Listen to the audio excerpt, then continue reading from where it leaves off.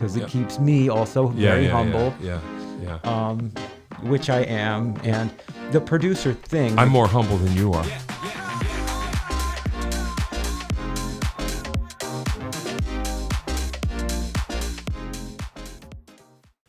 Are you ready? Yes. Yes. John Peckman Podcast, Connecticut Valley School of Music and Dance, beautiful downtown Portland, Connecticut. Come over the bridge, go through one set of lights, pull a Yui, park in front of the music store with a red neon light. We have vinyl. We have music lessons. We have a podcast studio that's even more beautiful than ever. You could have your own podcast here. Dave will tell you how. And we are here. And actually, before I even introduced our guest, I want to send a shout out to Morgan, who does our post-production here, who has been working hard. If you've noticed, our YouTube channel looks much better. It's got all kinds of post-production little things that are fun to see. Place looks nicer. We got some sort of plant over here. We got some uplighting. This is all Morgan. Morgan has done all of this. So if you like what you see, leave something in the comments. I just want to express my gratitude for that. And we are here today with studio owner and producer by default. Yeah, correct. Yes. Eric Michael Lichter is here. Hey, John. How are you? Good. So I just have to say, when I came over the Portland Bridge, I hung a Yui. Yep. Right in front. Yep. It's just like you described. It's just like I described. Yeah.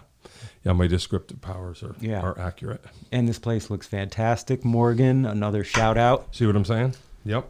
And you'll meet Dave, our boss. He's lurking around here too. Like, he created the whole world. It's awesome. But it really is. Morgan made it better. So there you go. So tell us. I know we've crossed paths. We have. You and I actually played together back in 2012. I sat in with the Shinolas one night. You were sitting in for our good buddy Lorne, right. I believe. And I think John Mayock was on that bill. It was at Tapas. Mm-hmm. So our paths definitely crossed, and you've certainly been on my radar ever since, playing with like Cooch. Yep. And all of those great people. Yeah, cool. Yeah, far out. Yeah. That would have been. That's the early days of the Shinolas. Yeah. Right. Yeah, I remember that. Yeah, that's killer. So tell us about your place. It's I don't know how new it is now, but it's in a new place, it's super fresh now. Okay. It's a running joke among those who know that I've moved quite a few times over the years. So really? I started Dirt Floor in earnest in 2006 in Chester. Okay.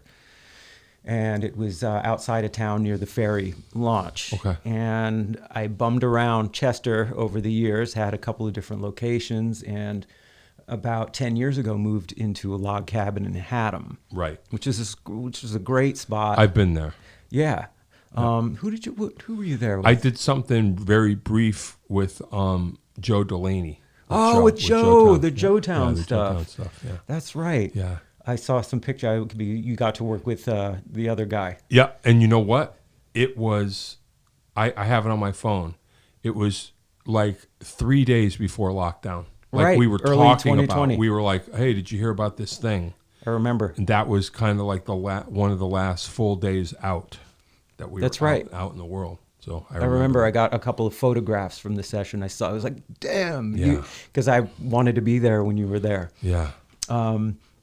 Anyway, we moved out of that spot. My wife found this incredible house in Middletown. Oh, wow. Okay. And it was hard to imagine a more perfect place. And I never really considered Middletown at all. It just wasn't, there were already some really great studios in Middletown. Yep. Coffee House. Yep. And a few other places. The library. I don't know that place. Do I know that place? They're right in the center of town, above the bike shop. Okay. All right. And, so I was like, do I want to do that? But we all have such great relationships anyway, and we're not all sort of fishing in the same pond. Right. And the studio is more on the Durham side. It's more in the rural part. Yeah. In this beautiful old in English. keeping with the whole thing. It somehow does. And it's in this it's sort of in an English manor style house. Okay. at the end of a road, you know. Hey. It feels like where Sabbath may have. Yeah. Getting it together in the country. Yeah, so we moved in there on January 3rd. Oh, wow. So it's just been a few months. Yeah. And so as I sit here now, we're finally back to full that's speed. Cool. Okay. So it takes a while. It took a while. We had a whole lot. We had that Neve console we had to move, so it took 6 of us to do that. And I really like working that way. I know, you know, there were people who were like, you know, this is a good opportunity to downsize, maybe get something smaller, but I really liked it. I liked the tactile Well, that was a concept, no doubt, right, in the first place. Accidentally. Because I came into it accidentally. I came into it as an artist. Okay. A failed art, you know, sort of an artist that wasn't really happening. And this is before my daughter was born, whose name I won't mention. Who's not even here. She's not even here. Not even going to talk. But I wanted to stay in music and not have to travel and be away from her. Sure. Because those changes come fast. You know, you miss them and you don't get them back. And so I just started to kind of, I made my own record and other people heard it and they were like, oh, you play all of these things. And so I'm more of a musician and a multi-instrumentalist than I am even an engineer. So that's why you say producer by default, because it's an extension of your thing. Right. And John, you know, we're close in age, and you may be able to relate here, but you know, we live in these days now where people can just kind of call themselves something, without really having to put in the work. Yeah, I guess. So, you know, using the producer term as a podcaster, I know what you mean. Well, whatever. Yeah. Well, you're doing the work. I guess, yeah. You're doing the work, and it's out there. I've watched the podcast, and I also, by the way, somebody who loves podcasts. I love that you have the visual component. Hey, why not? That's a big deal. I guess if people want to see it, Sure. Anyway, I forgot what I was talking about. So you're making records on your own, right? I made my own album. It was very sort of down and dirty, you know, noisy. I had a dog barking in the background. Nice. People responded to it. I was living in New York City at the time, and they were like, "Hey, man, you know, would you do this for me?" Yeah, you know? Right. And I was like, oh, I guess. This is a thing? Okay. Yeah. So it took many years, and then I got a studio space in Chester and got some gear, started with a tape machine. Not because I thought it was cool, because I didn't really. It was okay, I can't afford a computer right now. Right. What did you record your album on? The same kind of it was tape machines and like a little Mackie board and like one preamp and like a bunch of random microphones. No compressor. I didn't own a compressor. Wow. Yeah. And you know, Neil Young, when he made Harvest, when they made that record, they didn't use any compression. Oh wow. Yeah. You know. So I just did this, and people started one at a time. Coming to me for this, and then I was like, well, what about Dirt Floor? Let's just call it something. Yeah. And over the years, it's snowballed, but I'm still no better an engineer now than I was then.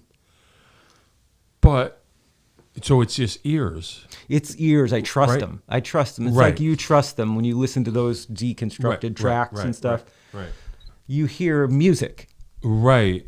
And you just place the mic until it sounds like what you want it to sound like. Exactly. And if you want to pan stuff, you know, when you're listening to your favorite stuff on headphones, you just kind of mimic that. Yeah, pretty much. You know, and the rest follows. Well, if it didn't, no one would have noticed. They wouldn't have said, "Hey," right? Right. And then they've, you know, and over the years they've gotten better and better, and I get to work with better people, and by that I really truly mean human beings. You know, you had Chris Bousquet in here recently, and I know that there are a few other people, good artists, great writers, but also good human beings that you could stand to be around and kind of get in the trenches with, and that trust you. Yeah, that's cool. Yeah, no, that's wild. That's the way I guess it should be, like you say, right? I mean, but you feel like your engineering is getting better just because? My engineering is, it's stagnated. I just came from a session just now. I think I have a couple of engineers that work with me that are amazing. Eli and Guido, who's my right-hand man, and Steve Whitus, who, is now based in New Hampshire working up there. So I don't really get to see him very much. But I've got a good crew of people who are good engineers. Yep. I'm the worst engineer out of all of them, but I know what I want. Yeah. So when you work on a project, is it your producer and engineer, the two of you? Sometimes. If the budget allows, Yeah. I'll be producing maybe, I may have my hands on. Yeah. But I'll have, Guido next to me or Eli doing the engineering. And if I have to play, like drums or something. Oh, wow. Terrible drummer over here. We have lessons available here. Hey, it's not too late, right? But if I have to do something which requires me to not be at the console, you need someone else. Yeah, and it's, for me, it's whatever microphone's closest. Those guys like to sort of be a little more choosy about the mics that they're going to put on it. I guess, right? They make fun of me all the time. Oh, really? Yeah. You can't use that mic on that? They're like, what are you going to use? I'm like, I don't know. That's right there. Let's just put it on. Because you'll make it sound, you'll manipulate it to sound how it needs to sound. Yeah. We just need to get that in there. Yeah. Yeah, that's interesting. Yeah, that's cool. How does how did the Neve happen, and how much does that matter? It's got to matter now, right? Well, it matters in that it represents something. When I first started the studio, we had a little Neve. I had a little Mackie. Okay.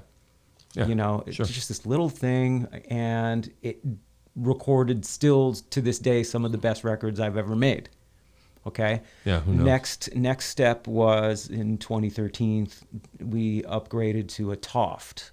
Okay, I don't even know. A Toft. It's made by it's a Trident. Okay. Made by the Trident people. Sure. It's really a good, sort of high grade consumer recording. Okay. Or low grade professional console. It's a great it's awesome. Sure. And so we had that for a few years, and then we had an opportunity in 2015 to purchase this console that was coming out of Philly Sound in Philadelphia. Oh, wow. Which has definitely some pedigree. Yeah, for sure. But we never know, with that stuff. Yeah. And we got that up here, and it's been the console ever since. And that's the Neve. That's the Neve, wow. And it's the one we're still using, and it works. We've got a guy, Jeff Stilo. Do you know Jeff? No. Jeff has Shoreline Electronics in Clinton. Okay. And he's our guy. So we've got 3 power supplies. Whoa. In rotation. Yep. Yeah. And he keeps us going. We have a ton of channels. We have a whole other console that we use just to harvest parts. Oh, smart. Right. Every once in a while, you have to smack it because it'll hiss it or, we'll hear this. And we were doing a session. I work sometimes with my friend Evan, who runs Power Station. Okay. Yep. And they have that Neve. Oh. That they pulled out of, I think, Electric Lady. Oh, wow. And then before that, it was at Pachyderm. Whoa. Used to do Nirvana's In Utero, I think AC/DC's Back in Black, Mutt Lang. So it definitely has some. And I watched him just smack the top of it. Right. To get some noise. Yeah, there might have been cocaine at some residue in there. Down it. Yeah. So God only knows. I didn't feel quite as bad. Right. Because I felt like this is unprofessional. Right, but if he's hitting if he's hitting Back in Black, he's hitting the golden. Also, that console that they have over there was used for the Double Fantasy. Oh boy! And there's a picture of Lennon doing this, holding his arms outstretched over it. It's well known. Yeah, that's that board. Whoa! And I'm a total geek with that stuff. Where seeing that. On social media, you could see where album covers were shot. Yep. And then what it looks like now, and you're lining it up. Yep. I did the same thing. There's that knob. Is the same knob. So those things. Well, you're talking to the right person. Just let it fly. You don't have to. Yeah, it's totally total nerd central. Oh, that's heavy. But so we're still using it. We're using it as we speak right now. So did you hear the difference? You? Yeah. Okay. Yeah. Right. There's a character. Because I'm sure they said, you got this is the thing, and were you like, yeah, or I dragged my feet, honestly, because I Sure. was really, change for me comes slow. okay, Like I'm set in my ways because it has worked for me, and and how was it presented to you that this would make a difference, and by who? by Steve. Okay. And I believe Sure. you know him. Yeah. He's kind of an interesting group of characters in there. With But he knows what he's doing. He knows what he's doing. He's Right. done it. He's like he's the grumpy old guy. Right. And every studio needs that. Right. Sure. And he likes to say that he may be Satan, but he's our Satan. Right. Because he's hard to like. Sure. And he would be the first to say, like, there are days I can't stand him. But he's got a good heart, and he's he's very good with the gear. Yeah. So it was his really. So he said we should take this opportunity. He dragged me into it. He was like, trust me. He dragged me into Pro Tools. I had upgraded from tape to this thing called a Radar. Yeah. Do you remember those? Yeah, the yeah. Otari, which I loved. Yeah. It I was- use Cubase at home. I don't care. I love it all, all of that stuff. I didn't want to look at the music. I was like, I Right. just don't want to stare at it. Right. And so he has made fun of me every step of the way because I'm like, fine. But the Neve is in that ethos, though. He wasn't like we got to get an SSL. Neve was perfect. It was he was in talks with these people down at Philly Sound. Okay. And they brought it up to us, and Steve had the console in his living room at his house. Yeah. Right. Where he just tinkered with it for a full year. Yeah. Right. Before it was ready to be installed. Yeah. Right. Just like EMI would do. Right. Just go over it. He's your tech staff. He's so good, and so when we had to move it or decommission it, because I guess that's what you have to say, right? Can't just say you moved it. Yeah. This would be on January 3rd. It took several days to unload it, take all of the channels out. And on the 3rd, it took 6 of us. Steve came down from New Hampshire, and 6 of us moved. Wow. The 3 miles or whatever. Wow. Yeah, right. Crazy. That's crazy. That's our boss, Dave. He's the man that he created this Dave, whole how world. are you? There he is. Doing well. How you How doing, are buddy? you? Nice to meet you. Pleasure. Hey, Yeah. the pleasure is mine. That's my daughter, Anara. Don't How mention are her. you? Nora? Oh, We're yeah. gonna edit this out. Okay. Awesome. Fantastic. Cool. But did you hear it? Were you a believer? Absolutely. We did. It was the right move. The first record we did on that mixing board was Carrie Powers. I made a record with her called Starseeds. And when I listen to that record now, I hear it. There is Yeah. How do you describe it? there's a character. Dare I say warmth, Yeah, without being banished. But Well. there really is. And really how we're using that board is as a sort of a monitoring Okay. console. So Yeah. everything is zeroed out. Yeah. All the EQs are out. Yeah. So we're not using those. That way the recallability is easy. Wow. Yeah. Somebody really loves their mixes except for one thing. Yeah. It really is hard. I gotcha. Yeah. Even though I do prefer doing it that way, the budget might not allow for me doing all these remixes. Yeah. You know. Yeah. Right. Yeah. But there is something. There's a sweetness Cool. to it. Cool. And also a depth and the headroom. All of that. Yeah. So it's true what they say. Yeah, like the It's drums and gotta be a everything. thing. Yeah, that's cool. That's wild. So it was the right move. It was the right move. Yeah, cool. Yeah, and back in January or December when we were looking to make this move, it was an opportunity to possibly upgrade to an API or an SSL or something else. Right. And I was thinking, I'm really happy. Like we all sort of agreed. We know the language. Yeah. We know the quirks. Yeah. I didn't want to have to relearn. Yeah, right. Again. So right. It's been great. It works like a champ. So nothing I'm would have happy. been better, not necessarily. Like that would have been the right move. I think it would have been a lateral move. Yeah. And it would have been, much more expensive move. Then It why would bother? have made a difference. Then why bother? Yeah. No. Yeah, you're good. Now, do your clients, because that's got to be, I don't know if it would be like a selling point if they didn't understand it, but they've got to understand it to some degree why it's special, right? Some do, some don't. And the Right. ones that do, saw that movie. Yep, right. right. Which Sure. was I still love that movie. Sure, sure. And some really don't. Well, they don't need to, maybe. Right. They are, a singer-songwriter, and they know what they do, and they know, Yeah. When I was a singer-songwriter in early 2000s, to about 2004 or so, I knew nothing about that stuff. Yeah, right. And I It used creeps up on you. Yeah, and I used to go to like Vic, who was like an amazing. He was. Yeah, he's the guy. I would go there. He would let me go in there from like 10 p.m. Through the night, and he would work with me and produce me. Yeah, right. Like late 90s, early 2000s. And I just remember not caring about what that stuff was. I didn't know. Well, you didn't know you were going to, like you said, the origin story is that. I was in my mid-30s by Right. the time it took hold. Right.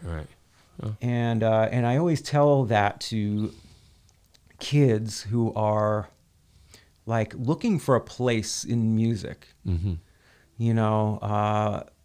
We just had the high school kids from Naugatuck High School came. Okay, We had 2 days with them. The class, the rock music class. Right. Wow.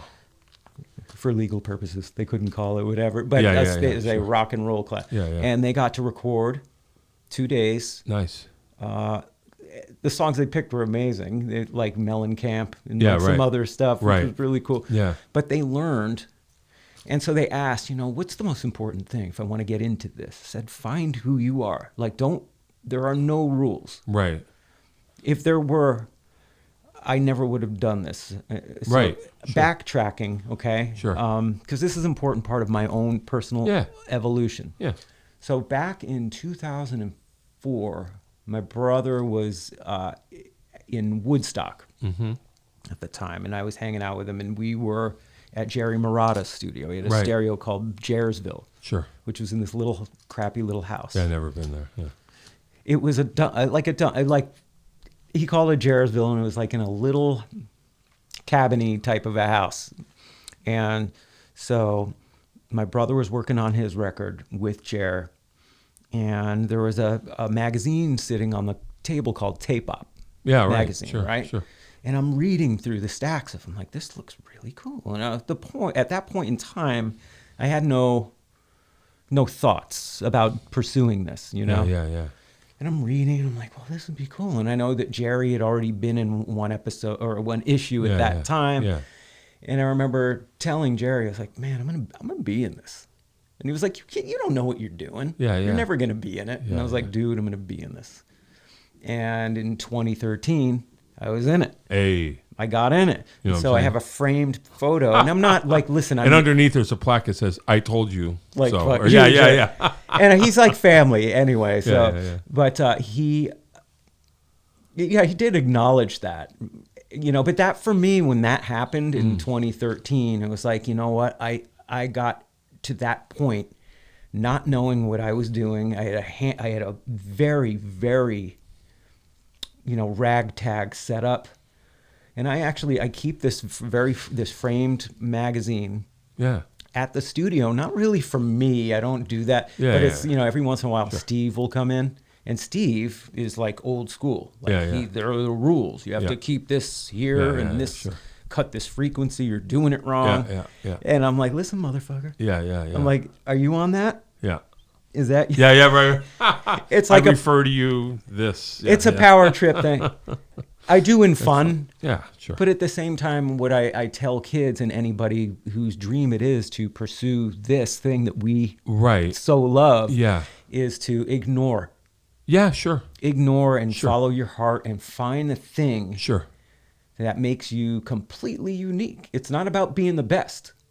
Right. So you might not get all the work, but you're going to get the work that matters, and you're going to be able to pour yourself into. 100%. Right. You know, my goal was never to be the best musician. It was to find the things that made me the best for someone. Yeah. So again, as a drummer, I'm sort of Don Henley. Yeah. Well, nothing wrong with Don. Well, Henley. you know, that kind of stuff. Hopefully we won't get copyright stricken No, right. for mentioning his name at this time. So kidding. That's important. I love doing that with young people. Yeah. Right. Rather than just qualify. Right. Because anyone could qualify. You have a responsibility doing what you do, us doing what we do, to kind of mentor and be those people that gave kids that pivotal moment, moment that you and I probably both had. Yeah. Oh, yeah. I had a lot of people, sure. Yeah, that you remember. Yep. You can see their face. 100%. They changed your life. Vic was the number one, was one of the main Vic ones. Did that for me, too. Yeah. Yeah, we're always threatening to get lunch. And it's great to have this incredible relationship with all of these. People always assume that, like, all of the studios and producers and stuff in this area have it out for each other, but it's not at all they're just the different. case. Different. Yeah, everybody's different. Well, we send each other work. Yeah, right. Because what might not be right for me might be right for Tracy. Right. Yeah, you know, and vice versa. Yeah. If you had to characterize your strengths, that's not for you to, like you say, you're just being yourself. So it's hard for you to look at it from the outside and go, here's what my strengths are. But what would you say that they would be if you had to answer? My strengths are being able to put things together efficiently. Okay. You know, to hear something and come up with a hook. Like a germ of a song and say, I can make this into and something. Find the germ. And I really, you know, I go back to the Heartbreakers time and time again because I've always loved that Mike Campbell could pull something so simple, put something so simple like, Breakdown, like that little guitar riff. Yeah. I always use that as an example. It's like, that is the hook. You don't. It really is. Yeah. So if somebody's noodling, it's important that they play on their own song. I'm like, find the hook, okay? Let's find something that you think is silly. Yeah. Find something that like someone who isn't a musician could sing. Mm-hmm. And then I'll call up those songs. Yeah. But then again, like playing a little piano or a Hammond organ and all these other little parts and being able to efficiently find the song. Yeah. And that's just from being able to do it day in and day out. And I love it. I love it so much. Hey, that's cool. Yeah. That's really cool. And there are days where, the simplest thing will be the hardest. Yeah, right. Like today we have an artist from Rhode Island, Corey Daniel, a great artist, and he just had to fix this 30-second guitar part of finger-picked. But there was all this noise. He was playing very quiet, so we had to jack the preamp. And then the dog barked 3 miles away. You could hear the dog. You can hear like this, the wind, but there was no wind. It was just because everything was so amplified. And so that took like 2 hours. Oh, boy. But we did get it, but I was like, it's the ADD. Yeah. Where I'm like, come on, guys, let's go. I know. Well, like you say, there's the creative side, and then there's the... Yeah. That's crazy. Yeah, I can imagine. Yeah. To your point, I was talking to someone the other night about that, like just drumming wise too. It's one of those things where there's a fine line between, like, if I'm going to teach somebody, I want a certain baseline of proficiency, I suppose. But then you get to a point where you're like, well, sometimes your limitations can help you with your style. Because we're all working around something that we're not that good at. That's true. You know what I'm saying? Yeah. Like, kind of, if we all just qualified, the only person that would get the gig would be the person geographically closest. It's true. You know what I'm saying? Yeah. So you find your, it's kind of what you were saying, that when you mentor, that's kind of the way I feel about it too. Not to say totally slide, like I'm just trying to find a fine line of how much can I push someone to feel like they have, because I just feel like there's a baseline of skill. Well, there needs to, like you said, I can get them there. It has to. You gotta kind of start there. The potential needs to exist. Right. Before anything else can happen. Well, if I'm teaching absolute beginner, that's where I gotta start. But like I don't know about you, but like me as an instrumentalist, I do everything wrong. All wrong. Left-handed, right-footed, everything's set up wrong and weird in every way. And don't start with the hand I'm supposed to and switch hands in the middle and all that. It really doesn't matter. If your ear's telling you what's supposed to be there, you'll figure it out. Right. It's kind of the same just thing like we're the talking greats, the people that we still, about. I guess, right? There's the people that do everything right, or we don't notice them. Right. I still listen to Ram. Yeah, right. And I'm like, that's a perfect record. Listen to how it was recorded. Terribly. Yeah, sure. The musicianship. Yeah, he was doing what I don't know, this mic. Just plugging stuff in, or even McCartney too. So since I'm just talking about McCartney, when I was a little kid, my parents had that McCartney 2 record. That's the one with like Temporary Secretary and all those weird tunes on it. Yeah.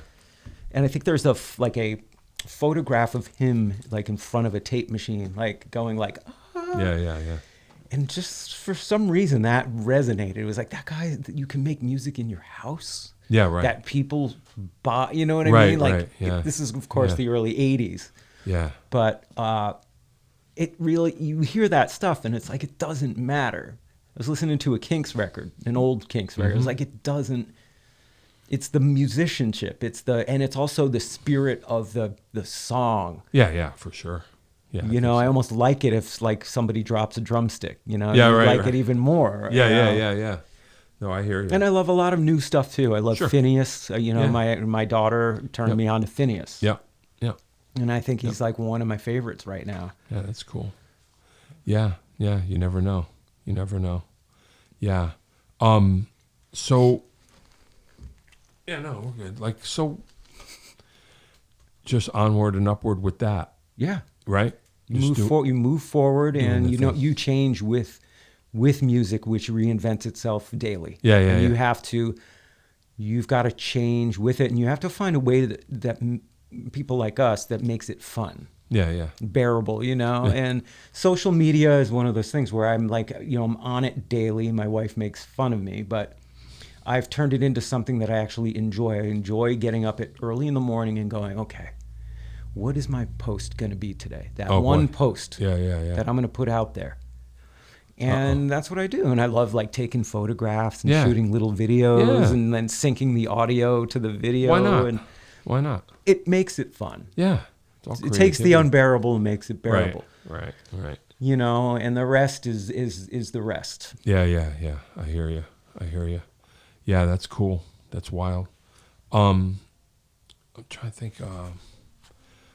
I had questions, but now I can't remember because I'm out of my mind. How about that? You can edit this. Yeah, well, maybe Morgan will. Who knows? What are some of your? Well, I mean, this doesn't exactly roll into the wrap-up questions because we're not quite there. But ideal, like, what do you have an ideal? Or does it change with each project? Or both? I have an ideal. I absolutely 100%. So, the Americana stuff, early on I got sort of saddled with this reputation that I was like sort of a folk rock Americana guy. Okay. And I call it Genericana now. Oh, okay. Yeah. Just because so much of it is it's so easy. Yeah. It's certainly easy for me to do now. I do love it, but in order for me to be able to do it, I have to tell, the client or the artist has to be able to look outside of it a little bit because I want to stretch it a little bit past those, whatever that idea is of like Jason Isbell or something, To me, that stuff's just kind of boring at this point. It's the same song over and over. Yeah.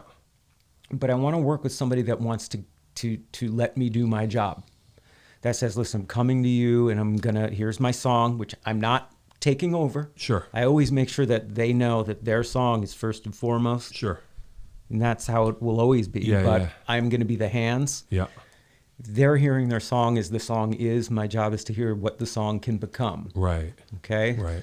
So a great example is you had Chris in here recently. And, he comes in and he'll come in with a kernel. Yeah. He'll have the song. It's done, but he'll go, okay, let's go. Yeah. What I'll do is I'll set the Lynn drum up and we'll get a little beat. Then I'll replace it with the drums. And then I'll put like maybe a Moog bass. Yeah. Like, let's take this Picasso and like just... Right. instead of just the usual. Going the usual route. I love using Nashville tuned guitars because I love Tusk. Okay. That's one of my favorite records. So I love using those high string I see. Lindsay things. Yeah. So it's just taking it out of the obvious and giving it something a little more interesting. Yeah. But anybody who's willing to let me do the job. Yeah. Because it goes smoothly, and every time we can land that plane. Yeah. It's very infrequent that I'll have somebody where something goes sideways. Yeah. Although I did have that happen like about a month ago. With I shouldn't have taken the session. Oh, no. And he's never going to, just this old timer. Okay. And I liked him. He wanted to write these songs about elephants or something. Okay. He wanted to take the songs down to DC and Oh, I gotcha. it was one of those. And I was like, dude, I love the cause. I love elephants. And you're a really nice guy. And let's do a day. Have a day off here. Yeah. And it all came down to this one word. He had some sense of rhythm with his guitar, and he sang the song, and then he got hung up in this chorus where he jammed way too many lyrics into the chorus. Boy. Yeah. So the chord went, it fell like it was drastically out of time. Yeah. And so the suggestion I made was, I said, instead of saying because, Sure. I said, say cause, Yeah. And then one syllable. Yeah, because his chord progressions were normal. Yeah. Except there. Yeah. And he was like, yeah, that sounds great. And we recorded all day. It was all rainbows, puppy dogs, and bunnies, right? Next morning, I get this long email. He's like, I didn't want to change it. It was fine the way it was. No. It's your fault. And I was like, whoa, dude. Yeah, I was like, I wasn't forcing you. Yeah. Anyway, he thought it over and was like, you're right. But people sometimes have a hard time with somebody putting their hands on their on their music, and that's not what I'm trying to do. Right. I'm just trying to make it the best it can be, and I find if they're coming to you, right, then they're trusting you. And so really what a producer does, right? We've all seen the Rick Rubin, he's everywhere. I love him. And I have what I've gleaned from a lot of great producers that I love and admire is that a great producer is one whose opinion is the one that you're going to listen to. Yeah, right. Only because they have a high rate of success with their opinion, right? So I always tell people, I said, this is just my opinion. I'm just another person in this room that does this every day. Sure. I'm removed from your song, so I'm hearing it from this professional quotes place, and it's just my opinion. Mm-hmm. So can we try it? And so we'll give it a try. Right. And oftentimes, but I'm also wrong, and I like that too because it keeps me also very humble. Yeah. Which I am, and the producer thing. I'm more humble than you are. Who's humbler? I'm more humble. So that's been my problem with social media and stuff, where you have so many people claiming that they are a model. I'm an influencer. I'm a producer, and it's like, well, I didn't even. It took me 7 or 8 years. Right, because we're old enough to. Of doing it. Yeah, sure. To where people would give me that credit, where I was like, oh, I guess that's what I'm doing. Right. Yeah. I never called myself that. Right. Where I was like, I am a producer. Yeah. And I still feel a little weird about it, but I'm like, well, it's on those records. Yeah. I'm getting that credit, so it's cool. Yeah. No, that is cool. Yeah, that's interesting. Yeah, it has something to do with what we're talking about. I was thinking about it. I was just cruising YouTube, and I got on some Nile Rodgers trip. It's for some reason he was up in my feed, and my wife and I were watching Niles on the Tiny Desk concert. And it was just amazing. You're kind of watching Nile, and I'm just thinking to myself, not a blazing guitar player, I don't think, but you just go, like you were saying, this is a dude that for decades came up with it. I just go, okay, so there's Chic, and then I'm missing a million things. The Bowie stuff, the Madonna stuff. The Madonna stuff. And then whatever, and then hits again with Daft Punk. Yeah. I'm like, that dude's like money in the bank. And he just did his thing. Right. And I would be very curious how somebody like that, because then you would see the way his band worked in this thing. Everybody got a feature, and I was like, he's producing this thing. Yeah. Like he's producing this thing.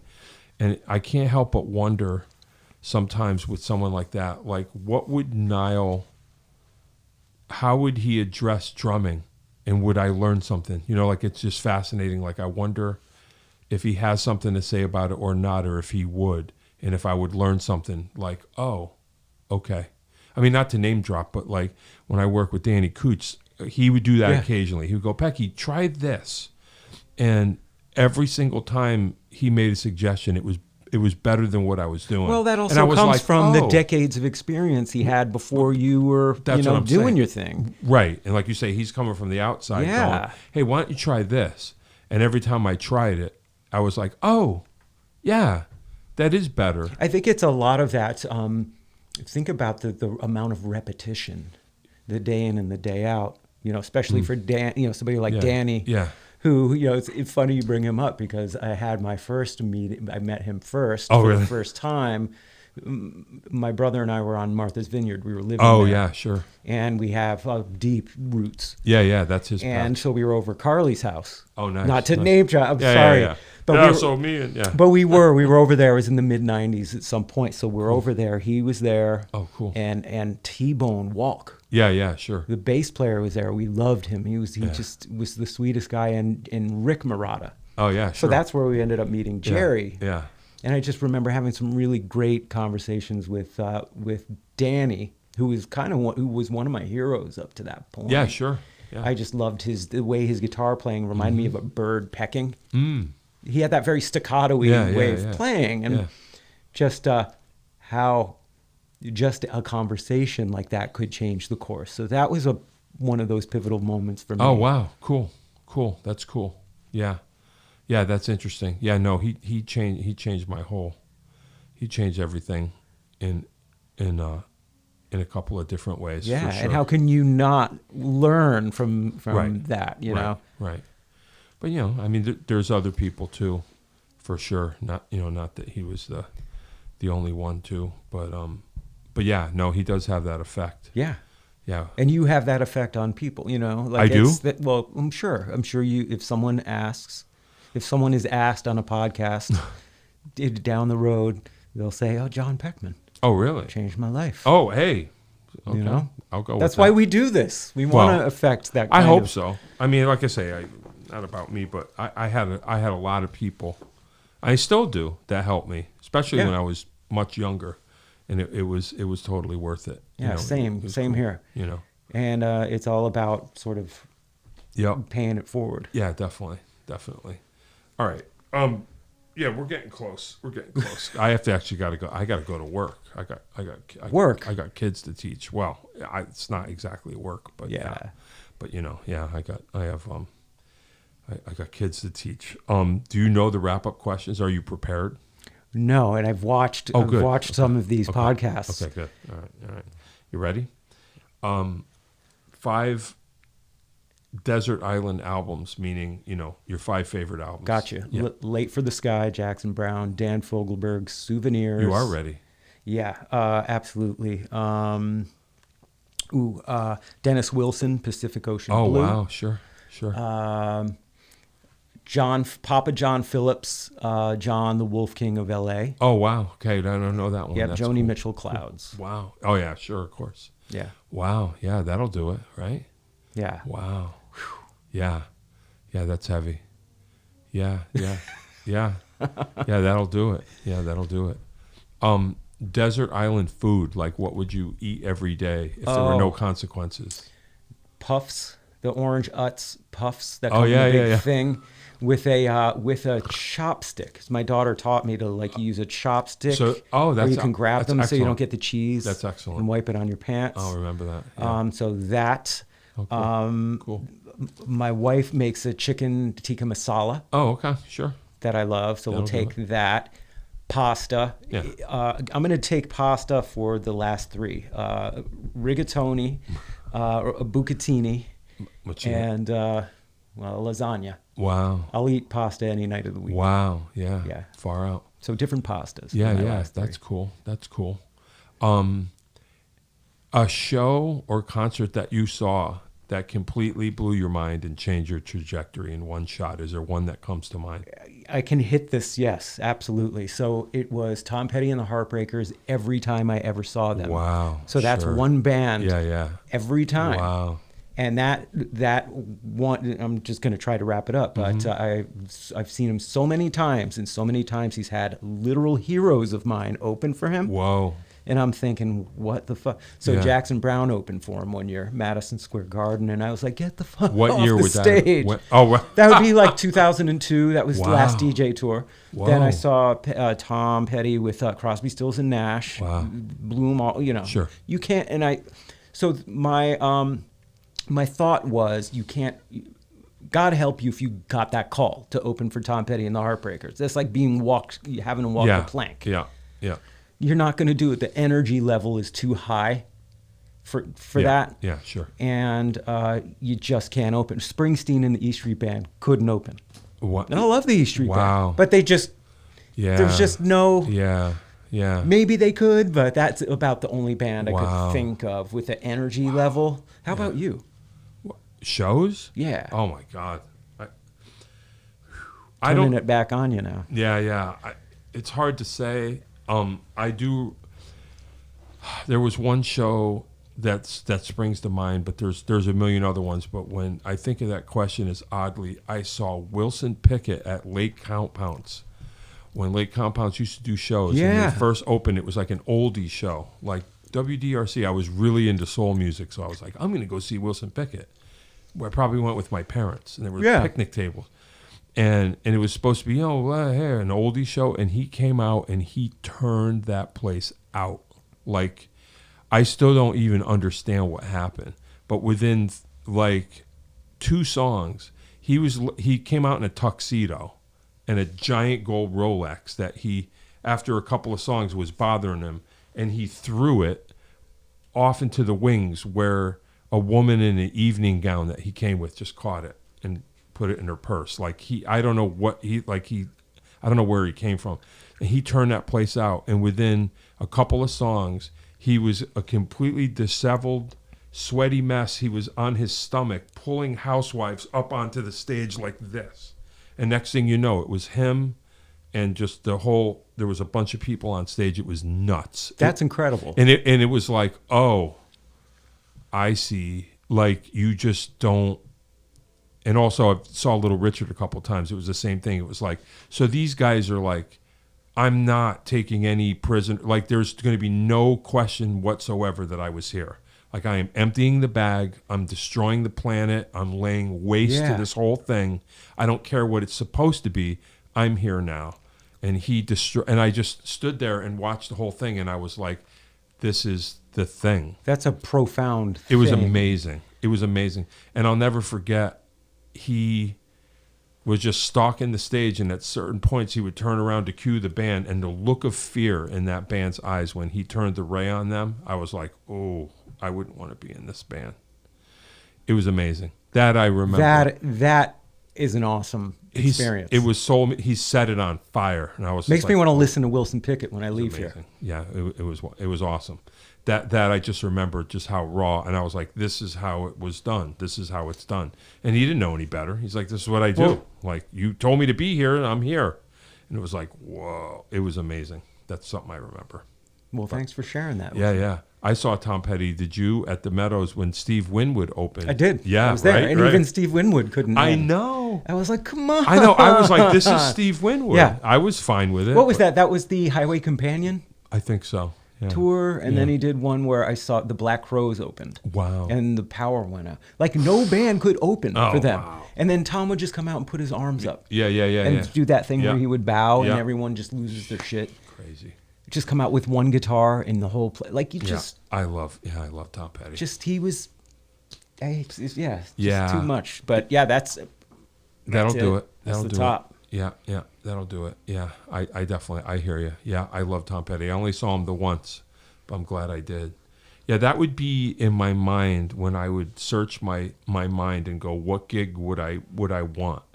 That was the number one. I was like, I could do that gig right now. Dude, like, I'm not nothing against Steve Ferrone, but I would keep my eye on that and go, if they called me right now, dude, you could. I would know that. every song. I would just be like, just give me the set list. Let's go. Unpopular opinion, I still would have preferred Stan Lynch stay in that band. I agree. Because he had a thing that, again, like it was identifiable. One of the mysteries of the universe, and then I know we're gonna go over. Because of course I know that Jimmy Iovine is listening to this podcast. Of course he would. I would love to, with no judgment whatsoever, I would just love to know and understand, because the way the story goes is that Jimmy had an issue with Stan's drumming. Yeah. I want to know what the issue was in his mind, if he could articulate it. And I wouldn't even say you're wrong. Because no one will say it. But I hear nothing but specialness. It's incredible. That's all I hear. He had a unique, the beginning. One of my all-time faves. Yeah. And I would just be curious to know. Yeah. You should check out Mike Campbell's new book. Okay. And I have it in audio. You can actually get it on Spotify too. Yeah. And he goes into that detail about okay. the tuning of Stan's snare drum, okay. and they fought it out. Maybe it's in there. Okay. Yeah. All right. Well, then, you know what? Because Stan was the shit. Yeah. Oh, yeah. No, I love it. It got a little soft for me. Like, everyone talks Wildflowers. I hear Wildflowers, and I'm like, the drum sounds terrible to my ears. Yeah. I'm like, it's very a Rick small. Rubin thing, yeah. Yeah, they're not those big, bombastic Stan Lynch things. Yeah. But that's... I know what you mean. I love Wildflowers, too, but it's different. Yeah, it's just a different thing. Yeah. No, I hear you. No, I love Stan Lynch. Yeah, well, I'll have to read that book because maybe the answer. Yeah. But that's the thing. Like I say, because no one's going to say it. No. They're going to go, oh, well, because you didn't, whatever. But I would like to know, because I hear, and then also when there was a live box set that came out at some point. Right. And Stan is beautiful all the time. And he sings. Right. He was the second singer. Yeah, he added harmonies, Yeah. Well, anyway, who knows? You got to get to work. When Jimmy Iovine is on my podcast, sitting there, well, let me know. Him. Yeah. Oh God, you couldn't. Yeah. Dream on. We're all dreaming. I'm glad you finally made it. I am too, awesome. John. Thank you for having me, man. Yeah, I appreciate it. Of course. Well, good luck with everything over there. I'll have to come check it out someday. It's like 8 minutes. Okay. All right. Yeah. Come and lay it down. Yeah. Well, I would love that. You know where to find me. Yeah. Well, I will send you a message. Yeah, definitely. All right, Eric Michael Lichter, Dirt Floor Studio, Dirt Floor Recording. What is it? Dirt Floor Recording and Production. Okay. Right here in Middletown, on a dead end street. Mm-hmm. Yeah. Don't try to find us. Okay. All right, Eric Michael Lichter was here. Thank you very much. I appreciate it. Excellent work. Dude, all right. Thank you. Yeah, man. John Peckman Podcast, Connecticut Valley School of Music and Dance. He's already leaving. Look, he's out of the frame. That's fine. Like and subscribe. Tell your friends. Tell your family. Tell your pets. Leave a comment for Morgan. We appreciate her work here. And we appreciate Eric Michael Lichter was here. Thank you very much. And I'll see you later, kids. That is all. If you'd like to start your own podcast, give us a call at Connecticut Valley School of Music and Dance. Our professionally designed podcast space is here for all your recording needs. Rent out our studio to do interviews with up to 4 people, to record audiobooks, social media content, and all other recorded material. Our rentals include a private studio along with our professional-grade podcasting equipment, and we can customize your output to whatever your needs are. We also have green screen capabilities, which will expand to video capability if you so wish. So check us out here at convalley.net/podcast.